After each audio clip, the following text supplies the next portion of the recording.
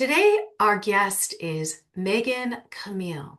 She is an intuitive business consultant. I am delighted to have you here on our Creating Abundance podcast today, Megan. Welcome. Thank you. Thank you. I'm really excited for our conversation.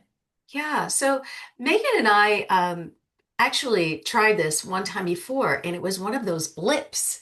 I thought I pressed the record button and I didn't. So I know a little bit more about you than I usually do. And wow, I want the audience to know you don't want to miss this. Megan has a heart-wrenching story that she was able to turn around into a real positive journey.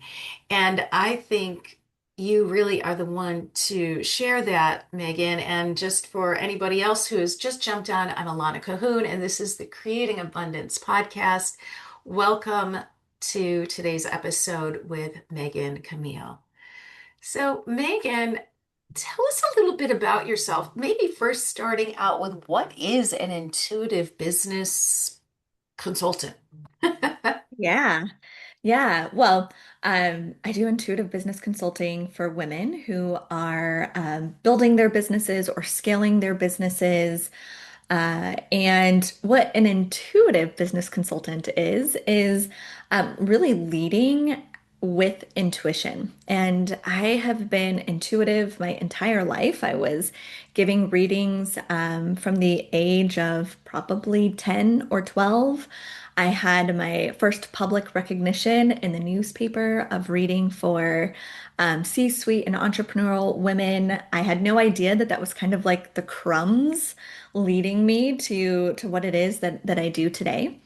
And so I combine that intuitive aspect of myself with being a serial entrepreneur. I've launched 4 businesses in 3 different industries, and so I pair this strategic wisdom with my intuitive nature, and I help women build businesses that breathe. I'm always going for full-time income in part-time hours for not only for myself, it's what I live and it's what I have experienced gives the most freedom and sovereignty, especially as multifaceted women, right? I'm a mother, I'm a spiritual seeker, and I'm a businesswoman. And I actually couldn't hold all of those when working full time. And so I recognized, gosh, if I can make this kind of money, I have a 7-figure business. Although at the time when I started teaching this, I was about 500,000 a year. If I could do this in part-time hours, then my whole life opens up. And when I could successfully do that for many years, I decided I should probably be teaching this. And so that's a little bit, I'm intuitively led. I create strategy for women based on being tapped in and tuned in. So communicating with their both their unconscious but also super conscious self. And we create strategy only after tuning in to all the parts. That's beautiful. And what I love about how you described being an intuitive business consultant is that you have that natural gift, and it's been recognized, not only recognized with the audience, it's the audience that it was recognized with CEO Women, and able to also use the business savvy. Right? So I think that's really interesting. And I do my best as a mindfulness coach to work with C-levels and professionals to use both sides, the intuitive and the strategic. It's not one or the Mhm. other. I say use your head, your heart, and your gut, all three of them, to Yeah. make wise decisions. Um, Now you are a mother of five. You have started 4 businesses. You make a 7 figure income, and you teach others how to do that. Do you want to? I know you kind of give us a glimpse of how you do that, but if you'd like to go into a little bit more detail for our friends before you share your journey. Yeah, yeah. So the it's interesting because when you read that back, for me, that is my normal life, right? Like that is normal for me. That is average. That is every day. So sometimes I get to go like, what about this seems different? So that I can kind of hone in on that. First, I think it's important to recognize that I built so much so quickly out of a out of trauma, essentially, but there is any strong suit we have always has a shadow. And every shadow we have always has the exalted form. And so early on, as I'm building all of this, it was from absolute terror and fear of needing to survive, of needing to make sure that I was keeping myself alive.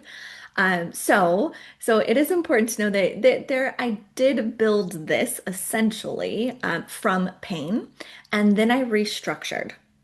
So once I realized that I was building from pain, and how I knew I was building from pain is I was exhausted, I was burnt out, I was working all the time, truly 12 hours a day. I was choosing relationships that were extremely siphoning at all times. And then I chose single motherhood, which was also very, very demanding. And so, and going like, gosh, I have all of this external success, but I'm very miserable inside. And so that was a real turning point of allowing all that to die, dissolve, dissolute. And I started from scratch, which meant I lost my home and my car, and I moved back home with my mom in my 30s as a single mom with two kids, slept on the floor. My kids slept on an air mattress for 9 months. Mm. And what was birthed from that was a question I was often asking. Am I now a broke single mom that is going to require state assistance? Or am I really fucking courageous? And I saw something that was wildly unhealthy, and I wasn't present for my kids or myself. And maybe I am courageous and I'm being guided in another direction. And I was having this conversation with my mom, like, which one am I? And she said, well, it looks like you could be either. And Ah, maybe you choose one. And so I chose to be the courageous one that was following intuition. And from there, I was really delivered this sort of unfolding of what 500K in 3 hours a day would look like, right? How do I structure my life and still get to have that sort of financial flow? And it meant that I was intuitively led. So I only made decisions based on my intuition. And then I executed with my logic and my mind. So I that's do right. not make any financial or business decisions in the mind, only in the field. So intuitively. And then with my mind, I would execute. And what that started unfolding for me was like, I can do a whole lot if I just focus on the things that move the needle. And I can't do a whole lot if I'm focusing on all the things. Right. So, getting really good at time management, making sure that I was only following intuition and not my logic. That can be really confusing for people. Logic comes in after I've made the decision. And support. I did not have financial support by any means, but I did have support in the way of a higher power. I did have support in the way of my mom saying, which one are you? Like maybe you should choose this, right? I had support in eventually having a coach and a mentor. Wonderful. That's beautiful. Thank you for sharing that. And I think many people, men and women alike, can share that feeling of working 12 hours a day. And I don't want to leave men out because mm, they're hard workers. But I have seen in my experience working with women, working with men, women do feel like they need to be that superhuman and take care of the children and take care of the house and take care of the business and take care of the elderly and take care to kind of caretakers in all ways, and the business ends up falling. Or if you're really too focused on the business, the family falls apart. And you notice that fine line. And I've come to this beautiful juncture in your life where you can have it all. Really, you can have Hmm. a beautiful family life and marriage now, and create this flow of income. So I applaud you in that. And now I would really love for you to share the heart-wrenching story to me, or the very fascinating dark shadow of your life, of how you made that choice and how you resurrected out of that, or even use that to be the success you are today. Yeah. And this is really what I refer to as wounds to wisdom to wealth, right? That and the story that I'm about to share is not actually separate from the life I live now. It was just kind of on the other side of it, right? Like the other side of the same coin. And in my late teens, I was sex trafficked, where I spent 4 years being prostituted and significant, as you can imagine, significant amounts of abuse in that experience, financial, physical, mental, emotional. But it definitely started with mental and emotional abuse. There's not much of a way into that life without a good amount of grooming. And so during those 4 years, I really got to see like the underbelly of very normal life, I think, right? Like the people that either paid for it or were extorting were very normal from the outside, very average, normal looking people. And it taught me a lot, so much about business, actually, and so much about money, and a lot about active income. But Mhm. it also taught me buyer psychology. And I went on years after that to build a sales agency based off of that buyer psychology, which is almost no one is ever buying what it is that they think they're buying. They're actually buying a sensation, um, a, mm, a new outcome is what they're buying. They're never buying the thing, but only the result of it. And also, it was a grounding in of learning to trust myself because I was constantly being guided out of those weeds and I did not listen. My pain was louder than the intuition, which, by the way, it almost always is. Our pain body, our ego is always going to be much louder than the gentle whisper invitation of our intuition. And so while I was often being guided in these sort of escape routes, logically, I couldn't fathom. So here I was really learning the power of intuition and the limitation of logic because I could not logically imagine my life after a couple of years out of that kind of prison. Right? I couldn't imagine Yeah. what could be on the other side for me. I had already destroyed so much of my life that logically I was better off staying put. It was too risky to leave.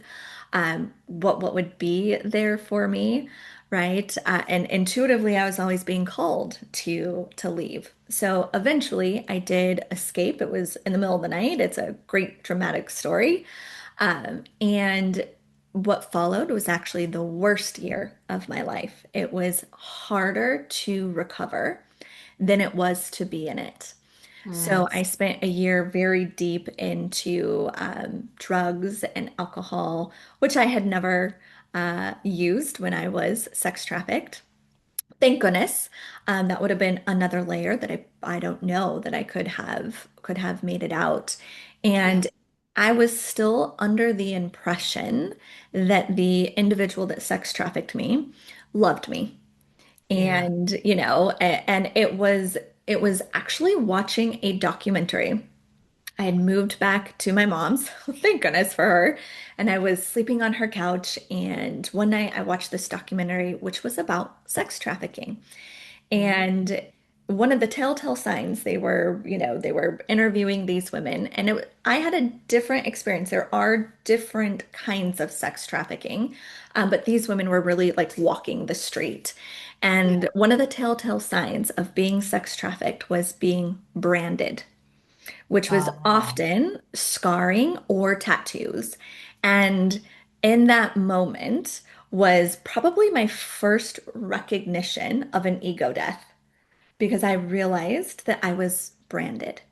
Mm. And I was violently ill for probably 3 weeks.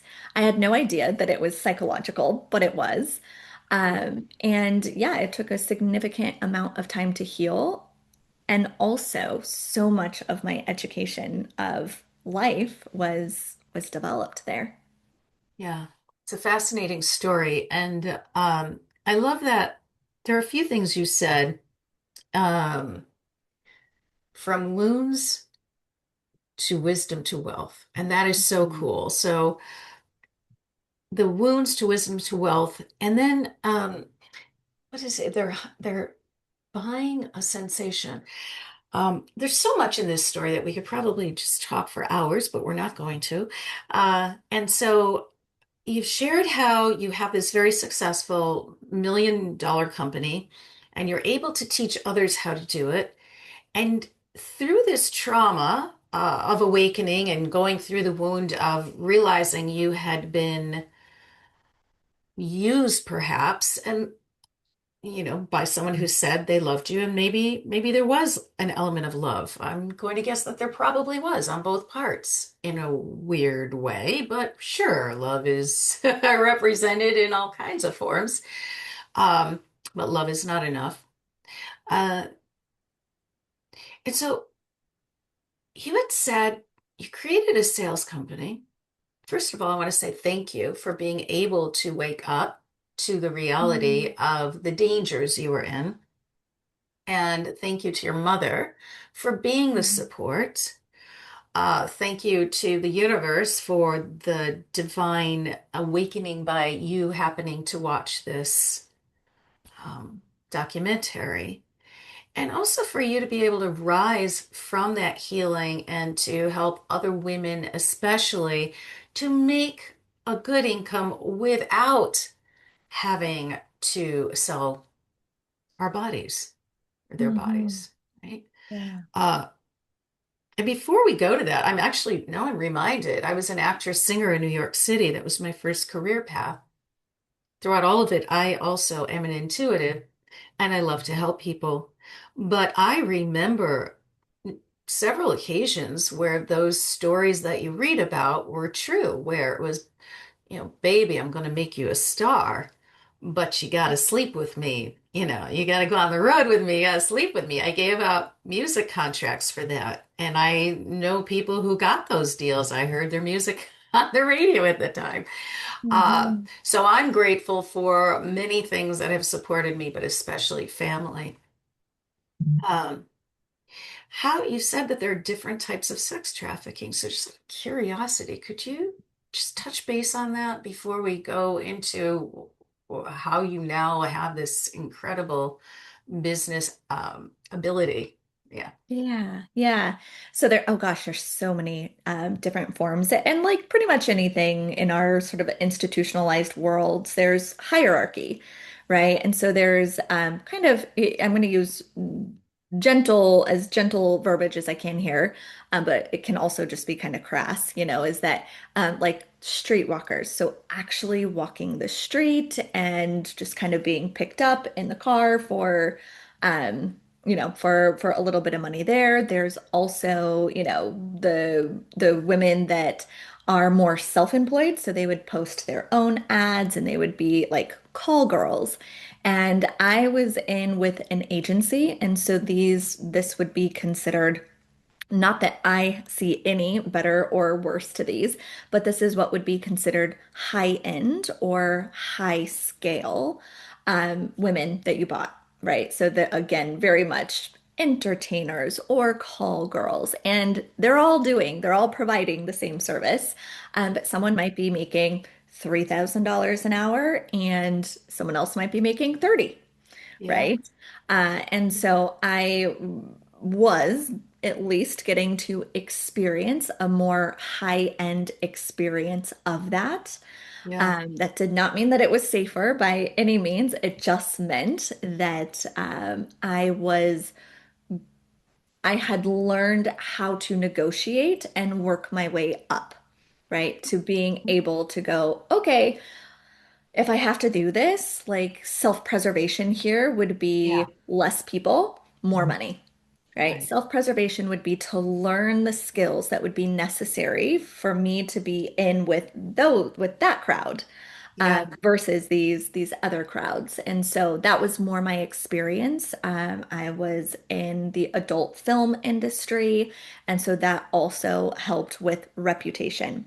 So it's Yeah. all very business. It is Yeah. business, and Interesting. it is all very patriarchal. So I was arrested many times. Um, the ones buying me and the ones exploiting me are not ever arrested in the 4 years I was there. Yeah. But I was, right? I was arrested and I left with the record to show it and that sort of thing. So yes, there's lots of different ways that sex trafficking looks. All right. Thank you for sharing that.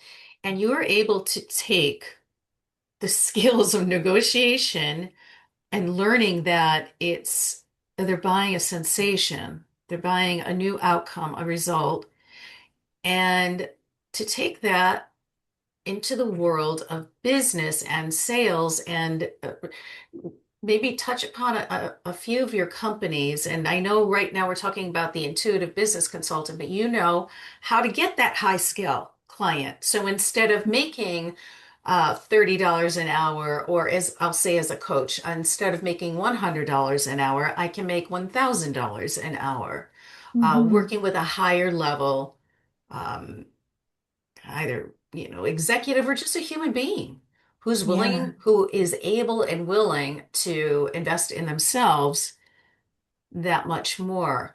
So tell us a little bit about that journey, how you had that year of transformation, of healing, and then you started your companies, and maybe name a number of the companies and how you leveled up with all of those and who your clients are or Hmm. today. My very first company was called Conscious Cottage, and it was a 501(c)(3) nonprofit, and we focused on Waldorf and Montessori inspired preschool.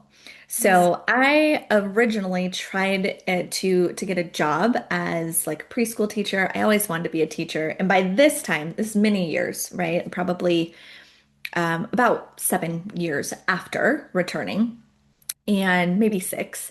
And I had two little ones, and I knew I was going to be a single mom. I knew I wasn't going to be staying with their dad. And so I went to go get this job. And I got the job, but then they had to fingerprint clearance me. And I had a record. And so I could not actually hold that job. I could, however, start my own. I could start my own school. And so I did. And so that was the first business. I loved it, love children, homeschool my kids now and that sort of thing. But I was recognizing that it wasn't the only thing that I wanted to do, that what I was enjoying most, and it grew to multi six figure. Um, it's a little different with nonprofit, but we had multiple teachers. We had a 6 month waiting list. We turned my home into a schoolhouse. It was a Wow. magical, magical time. But what I recognized was my favorite part was actually running the business. It wasn't teaching in the classroom. Oh, that is interesting. Yeah. Okay. Yep. So I loved giving the parents a tour. I loved creating the experience for the children that made them really excited to come to school. And I loved enrolling the parents into this vision.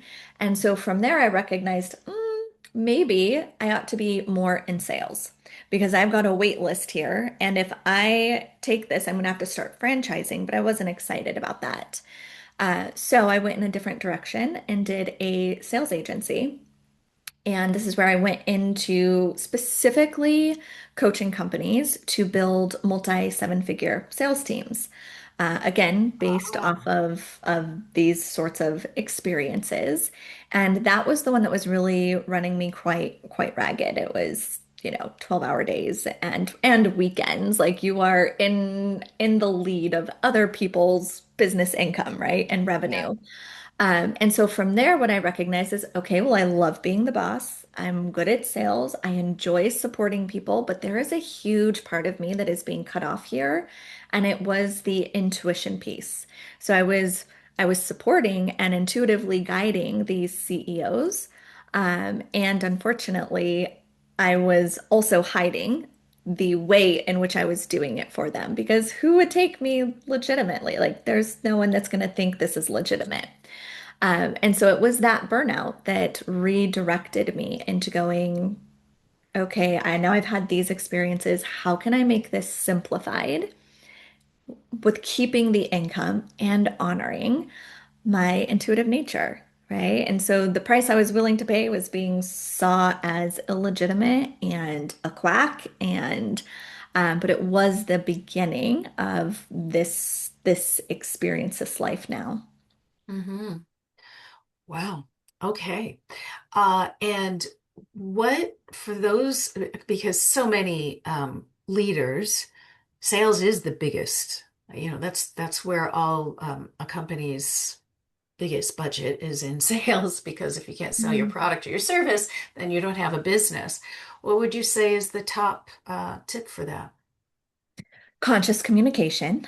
Uh-huh. Well, a couple things. One, really understanding that they are not buying your process. They are not even buying your offer. They're not buying your service. Individuals are only buying an end result. And so oftentimes leaders are trying to sell their program or they're trying to sell their process versus what the end result is. And this can come in from imposter syndrome. Well, I can't guarantee these things, right? Well, we aren't guaranteeing, but we are also representing what can be. But in order to do that, where someone is not leaning on their process, but they're really connecting with what the end result is for this individual, is to know conscious communication. And I Mm. learned conscious communication in Las Vegas during that time. And then I also had years and years of therapy, personal, spiritual development that helped me understand the language and the psychology of what I was experiencing, right? Because I was learning these things, but then to be able to deliver it, I didn't have the language for that. But what I know it is today is it's conscious communication. It is not selling what you have. It is a very high focus on listening. I love that so much. And everyone, I know this was to me, it's an absolutely fascinating story, but the conscious communication is what I think the world needs in every avenue, not just in business, but at home. And the key is Mhm. listening. Just be there, be present, listen to what they're asking, listen to what they're saying, and don't oversell. They're going to tell you exactly what they need, and either you can offer it to them or not. Yeah. And Yeah. if you can't, suggest someone else. Be a partner. Mhm. Support your colleague, your friend, your family member. So I'd like to thank you very much for your time today, Megan. And could you please share the gift that you are going to share with everybody on this who's listening or Sure. watching today? I believe it is 500K in 3 hours a day primer. Yeah. This is just a short little PDF that talks about those pillar moments, those pillar focus points of being able to lead a business to 500,000 in only 3 hours a day. It's the energetic and strategic, so there's both in there. Yeah, so it may be simple, but it's the pillars that have certainly brought you and your clients to success. So I'm going to download mine. Listeners and viewers, just go to the show notes and it will be listed there, as well as Megan's website, which is her name.com, megancamille.com. And to everyone, I'm Alana Cahoon. You can learn about my conscious leadership at my website, alanacahoon.com. And please join us online, social media, tune into further podcasts. And I think we both have books coming up. I know mine's about to be released, and yours is in the making. I I am thinking about it. Yes.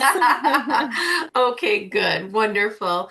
Well, thank you again to everyone. This is Creating Abundance for Radiant Health, Wealth, and Happiness. I wish you all peace, joy, and abundance and health, wealth, and happiness. Bye bye.